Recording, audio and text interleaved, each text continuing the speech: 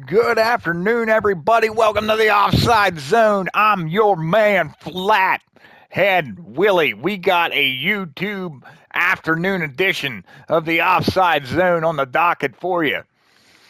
As you can see here on the screen, ladies and gentlemen, we're starting with the San Jose Spartans. Head coach G, or we just call him Coach G. Like I said, now, week 4, they had a bye week. They come off the bye week, week 5, Saturday, October 3rd, at home versus San Diego State. 84-3, they took out San Diego State. And after that game, head coach for San Diego State was seen would not even shake Coach G's hand leaving the field.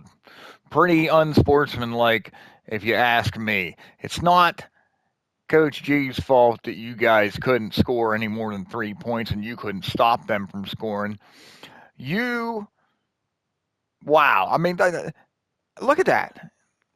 Now you move on. You think that's bad? 84 points not good enough for you, Coach G? Because you move on Saturday, October 10th at Colorado State. Now, before this game was played, there was a lot of build up to this game. They thought maybe Colorado State being a home game, sitting there at the time, they were 4-2, and they weren't ranked, but people were giving them a chance, and Coach G just went into their trap and stole their trap. Now, if you look at that on the recruiting trail, you got the 6th ranked class in the nation currently is where San Jose's sitting. They're sitting at 7th in the nation overall. They're sitting at 6th in the nation recruiting. They have 9 total commits. 4 of them are 4-stars. And right there, if you look at the right of your screen, they got right edge rusher Bragg, 6'6" edge rusher T. Bragg, and Honeycutt as a halfback. He's a 4-star halfback coming out of high school. Terrell, the center, 6'2", 301 pounds. He's a 4-star center. Best at corner. He's going to get a 4-star corner. These are commits, folks. These people are coming to San Jose State next season. So now, let's move on to the season stats here for one San Jose State. There's pretty much, when we look at this, it's been pretty much runaway with these 3 clubs in the statistics. I mean, every year it seems that wherever Coach G goes, wherever Coach Shorts ends up, and right now Coach Hawkins is finally, he's got a team that can really, put up some numbers, dominate some games, and these teams, they're setting the standard for the stats in college football. But let's just look here at San Jose State. Rodney Huggins, quarterback Rodney Huggins, he's got 7 games played, obviously 133 completions on 181 attempts, 73% completion percentage. Can't say enough about that. 2,181 yards, he's on pace that he could potentially throw for over 4,000 yards this season. On pace for over 50 touchdowns if he keeps going. 5 games left. Yeah, that's 2 less than we got played so far in the regular season to get to that 12 mark. But, on pace for some really good numbers there from Rodney Huggins. Rushing. Mo, I'm a tour baby. I don't know how to fucking say that. I'm a tour BB. I'm a tour BB. I don't know. Emator BB. Whatever. 7 games played, 287 carries, 3,462 yards on an average of 12.1 yards per carry. Ladies and gentlemen, that's a first down and 2 extra for principle's sake. every time that Rodney Huggins turns around and hands the ball off to Mo Ima, Tor, BB. Emitter BB. I don't know. I'm done with that. I'm just going to call him Mo. Big Mo. So Big Mo's got 3,000. When you talk about this and you say a quarterback's on pace for over 4,000 yards, it's like, that's a great season. And then you go to the halfback. Head coach, Coach G, has always leaned on his halfbacks and tight ends, and he's always just that's kind of been at his foundational values. And 2,100 yards, be it as good as it may, 3,462 yards with 53 touchdowns. Come on now, that's some ridiculous numbers there from Big Mo. Receiving, Big Mo, 58 receptions, 797 yards, and 16 touchdowns. He's leading. He is the anchor and keystone of that team right now. He's leading the team in rushing. He's leading the team in receiving. And if you'd let Big Mo drop back there and sling it, who knows? He might be leading the team in passing. Taking a look at the defensive side of the football, let's see how San Jose's defense is stacking up after 7 games. So Vaya Matoga has 10 sacks. Chad Guinness has 4.5 sacks. Juan Ayu has 3 sacks. Josh Worthington has a sack. And Tony Gay has a half a sack. Tyrone Hendricks has 2 interceptions. Anthony Gideon has an interception. TJ Stewart and Courtney Mabin has an interception on the year for San Jose. So across the board, this team's playing complimentary football. They're on the docket for some, high stats and good football. As you see there, they got some big name recruits coming in from high school. They're ranked 7th in the nation right now. And there is no reason whatsoever that San Jose State should not make the playoffs this year with the way that they've started out this season. Moving on to the next new club in college football. So let's go here to the team schedule. Take a look at what Cincinnati Bearcats have been up to since Parker Short set his foot on the tarmac in Ohio. So right now, this team here, as you see, let's cover their last 2 games. They've had some pretty close games here, considering for the way that now granted, I understand that Parker Shorts inherited a lot of this roster. He had a small portal session there. He had that window for the portal to bring in some people, but as of right now, he's inherited a lot of these guys, and when he got his roster set in Liberty to where he had guys, they were his guys. When that team started to develop into the people that wanted to play for Parker and came to play for Parker, Liberty was blowing every team out that they played. And by 100 points, 90 points, 80, 90, 100, almost week to week it was that way. And it looked like maybe that it didn't matter, that talent gap, I wasn't sure if it was going to shake out, how it was going to shake out for Coach Shorts this year, where it was going to land, that talent deficiency there. And that's not a knock towards any of the players for Cincinnati, but let's face it, they're a 2-star school right now. Liberty was a 5-star school sitting at 99 overall.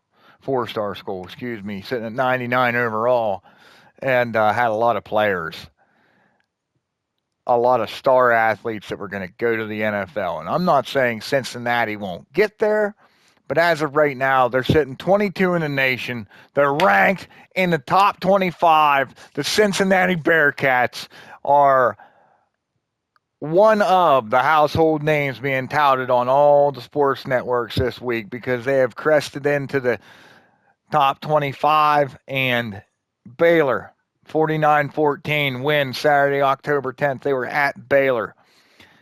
At the time, Baylor was ranked higher than they are and was up in the rankings, and they went into Baylor and won that game 49-14. Fast forward another week to Saturday, October 17th. Syracuse comes to Cincinnati.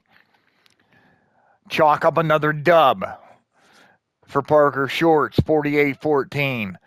Saturday, October 24th, which was the last game that Parker Shorts and the Cincinnati Bearcats played, 66-17. So moving on to their recruiting trail, which would mark Parker Shorts' first recruiting trail in Cincinnati.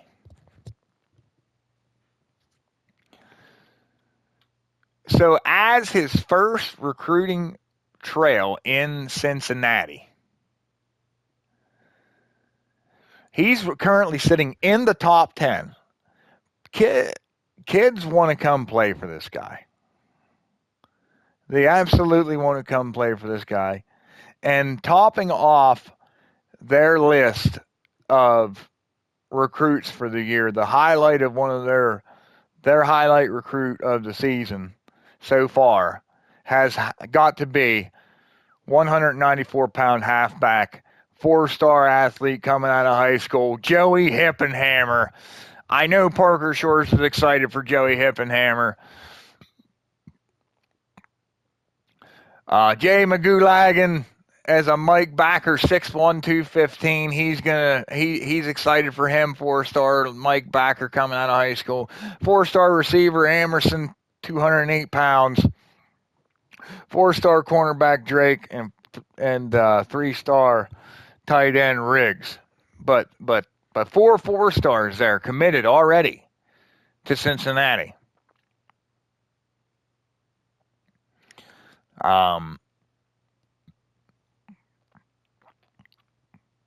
So, that's a good recruiting trail right now for Parker Shorts' first year in Cincinnati. Considering they're a 2-star school, there's not a lot of noise around this team, or at least there hasn't been. There's starting to be some noise around this team. They're starting to make some very loud noise to the tune of 22nd in the nation, and they're only going to continue to rise. They got some big games coming up, none bigger than that last game of the year against Louisville. And if Louisville continues the way they're going to, they'll be highly ranked, and that'll only help out Cincinnati. What I'm getting at here, folks, is Cincinnati's got a chance to make it into the college football playoffs. It's absolutely a possibility with 5 games left. Moving on to their stats. The season stats now for the Cincinnati Bearcats. Let's see how Parker Shorts has them boys rolling on a more deep dive level than just obviously they're undefeated and they're playing good football. But let's just see what we got here. So, Ross Childs, 7 games played, 167 completions on 225 attempts. He is 1% better to the good than Rodney Huggins for San Jose State. He is 74% completed for 2,000, just a shade over 2,000 yards and 28 touchdowns. They're having very comparable seasons. Rodney Huggins and Ross Childs are having very comparable seasons this year so far. Matt Clement has 90 carries for 609 yards and 10 touchdowns. Rayshawn John has 67 carries, 440 yards, and 6 touchdowns. Terrence Cisco has 30 carries, 330 yards for 3 touchdowns. So they kind of divide the ball up a little bit, mainly between John and Clement. They share a bulk of the workload, with Clement leading the charge there, leading the backfield. Wide receiver Darrell Casey, he has 54 reception for 600 yards and 11 touchdowns. Dom Hepburn has 45 receptions for 600 yards and 4 touchdowns. Lonnie Zarin has 469 yards for 7 touchdowns. So he's spreading the ball around there. Let's one more here. Whoop. And Al Sullivan has 6 touchdowns with near 200 yards, the tight end. So looking at the defensive side of the football, Neil Stye has 6 sacks. The Mike backer, defensive tackle Taylor Shields has 6 sacks on the year.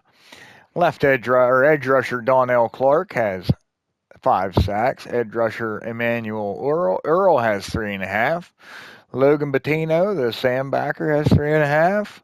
Nolan Forney has 3.5. Brian Whitehead has a sack and a half. Oscar Nicholson has a sack and a half. Heath Jackson has a sack. Darren Capasagnon has a sack. Lyle Couch has a sack. Jabri Goff has a sack. Interceptions. We got cornerback Kevin Lance has 5 interceptions. Free safety Jamal Chamblin has 3 interceptions. Heath Jackson, Sam Backer has an interception. Deron Sognan has an interception. And, yeah. Paul Gums has an interception. So that covers pretty much Cincinnati and San Jose. We're going to finish off the call here quickly with Kent State. Number 2 in the nation, Kent State. Let's cover their last couple of games here. And then they went to Minnesota, and Minnesota actually put up some points on Kent State there in that game. 45-20 win at Minnesota. Good Big Ten win, left them undefeated in the conference. And then they traveled to Illinois, 2 road games in a row there, a win 45-10. Illinois was 1-6. I would have anticipated Kent State to do a little bit better with Illinois than they did, but they have a big matchup coming up in the Big Ten next against the Iowa Hawkeyes, 5-2 and overall 2-2 in the conference. The Hawkeyes are, but they could certainly upset Kent State's apple cart. But they got to come to Kent State, and that's been a nothing but a loud venue to play at that only gets louder by the year. They're crowded in there. I assume they're soon going to have to start turning people away as they're starting to get towards the fire capacity in the stadium. Not too many people are sitting. They're just kind of crammed in there like sardines. But moving on to their recruiting trail. Kent State has a few recruits to talk about.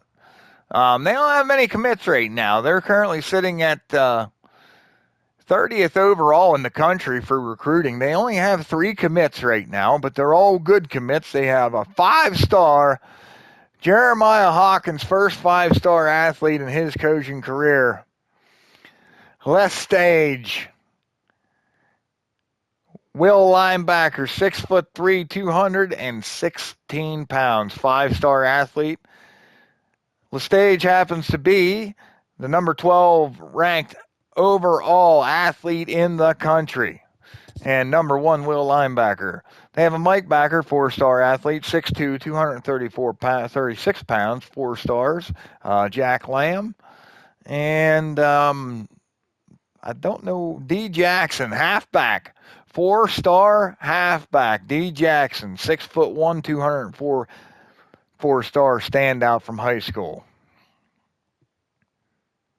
So those 3 commits are what they have right now. They have some more on the way, I believe. They're looking real good on some of the players that they're going after. But moving along here, we have Dante Thrash, quarterback, number 3. He's a left-hander, 6'3", 219 pounds. He's currently completed 198 passes on 269 attempts. Tied for Rodney Huggins at 73% completion percentage. 2,589 yards on 34 touchdowns. Rushing, Julius James, number 29. 5'9", 205-pound halfback has 95 carries and 735 yards, 7.7 average on 9 touchdowns. Receiving, Julius James has 88 receptions for 1,117 yards and 16 touchdowns. Antoine Pounds has 25 receptions for 390 yards and 5 touchdowns. Brian Fallon has 25 receptions and 2 touchdowns. And Andre Freeman, 22 receptions for 275 and 5 touchdowns. And lastly, we'll touch on Deshaun Galladay.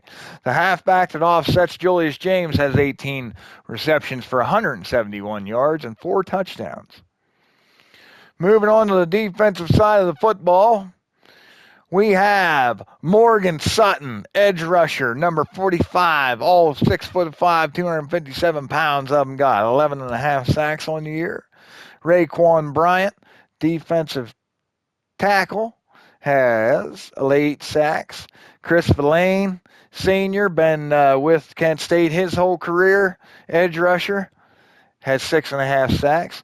Tim Toole has 4 sacks. And interceptions. 2 interceptions for Ricardo Gano, 2 interceptions for cornerback Doug Montgomery, interception for Baraka Nabufi, and an interception for Stephen Matlock, another senior that's been with the team. Andre, he started as a freshman, he finished out his career, never was redshirted. And Andre Chiqua, cornerback, number 14, has an interception for Kent State. But that's pretty much all I have for you this afternoon, ladies and gentlemen. We can take a quick look at the Heisman Watch. Right now, leading for the user teams in the league, Big Mo is on top. Halfback Julius James is close second. But I believe Big Mo is going to take it this year with the numbers he's been putting up. And top 25, we can touch on that quick. As we said, Louisville is currently leading the nation, leading the number 1 overall in the nation. And they do have to take on the Bearcats before the end of the year. And Parker Shorts, I guarantee you, has that game circled. Number 2 in the nation is Jeremiah Hawkins, finally getting some recognition. Got that team sitting at a 91. Kent State is breaking into not just relevant, they're breaking into, they're going to start, being a really top-tier team, one of the top-tier teams in the league, not just breaking into it. So happy to see that for Coach Hawk. And number 7 in the nation, San Jose State Spartans. Coach G, in just his second season with San Jose State, has them at an 89. Number 7 in the nation. And on down here, yes, Parker Shorts has done it in year 1 in Cincinnati. Number 22 in the nation. He was not ranked a week ago, sitting at 7-0 with 360 points. 81, 79, 84 for that team. But like I said, with the exception of the portal window that he was privy to, some of this team is inherited. But what a performance from Parker Shorts, taking a 2-star Cincinnati Bearcats team to 7-0 and 22 in the nation as of right now at the time of this show. Hats off to Coach G, San Jose State, sitting at 7 in the nation. They got nothing but the college football playoffs in their sights. And ranked number 2 in the nation. Jeremiah Hawkins, after the early exit and underachievement, his words, not mine, from the college football playoffs last year, he has his sights set on one goal and one goal only, and that is getting back to the national championship stage. You all have a great afternoon and an even better evening. I'm your man, Flathead Willie. This is the Offside Zone. Head on out.